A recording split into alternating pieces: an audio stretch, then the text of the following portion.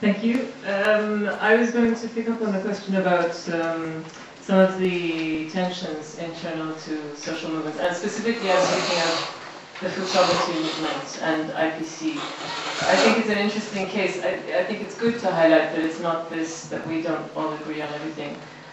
One specific case that came up in my region, in West Asia and North Africa, it's been very difficult in our region, even within the food sovereignty movement, to have some kind of strong statement against land grabbing, because it's mostly NGOs in our region, but they're very sensitive to the way the issue is portrayed in the media as picking up on it as a kind of yet another anti-Arab take, no? An anti-Arab spin on this thing. So, land grabbing is terrible, and it's all the fault of those, dirty Arabs and those crazy Chinese. This is the thing that they're very, very suspicious of, and for this reason, it's been very, very difficult in our region to come out with a strong statement against land grabbing. That's not to say that we don't have issues that bring us together, and that's why, for example, on all of the discussions on the voluntary guidelines and on the issues of who should have access to land and how and so on and so forth, we've had no problems. No? On those issues we can come together, but the framing of the issue, calling it a land grab and associating it again and again and again in the media with these rich Arabs, it's made it a bit difficult. So I thought that would be an interesting case, maybe, to think about.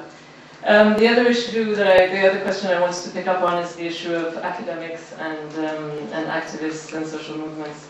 I do work with nomadic pastoralists on land issues, but I also work with farmers on participatory plant breeding. So there we're working with research, but it's a very different research from you. It's a very technical, like plant breeding research. And so from that experience, what I can say is that we're working with individuals. We're not working with a research system. The whole system doesn't want anything to do with us. And within that system, you're looking for one or two individuals who have sympathy with what you're doing.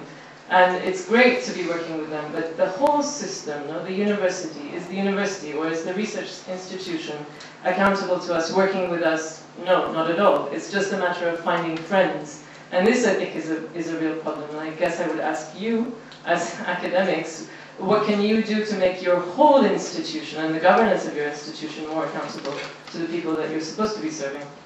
The other problem, I think, is that research is so fragmented. You're all in your different departments. And I would even take some of the blame of this. I think NGOs are the same. We're all fragmented in our most of us are fragmented. And when you go and work with local people, they say, okay, land, of course, it's an important issue, but I have 1,000 other issues, and what can you do to help me? And we say, no, sorry, I'm a specialist of land. And when you want to talk about markets, then the sociologists will tell you, no, but we don't discuss with the economists, they don't understand social issues. And the economists say, no, we don't talk to the sociologists. So it's this fragmentation, and you come to the community with this fragmentation. This is another challenge, I think, for the research community, is even before you go to work with the local community, you have to work in a different way with your colleagues, no? And your whole institutions are not set up to be serving and to be accountable to local people. In terms of the issues that I think we could be working on better, or the focus of what the research should be, of course I agree it should be action research and the role of each one should be differentiated. We've seen lots of activist students coming in and confusing themselves with being in a social movement, no? And each one should have its own role separately. But I think the issue, which has been very clear, I think, in this conference, is that this industrial food system, it's falling apart, and it's falling apart at a faster speed, and we've been saying this for a very, very long time. And it doesn't really look like it can stop itself. The panel of yesterday was very, very clear, no? Like, there's really nothing that we're really going to do to stop this. It's just going to continue falling apart. We can't stop this speculative use of land.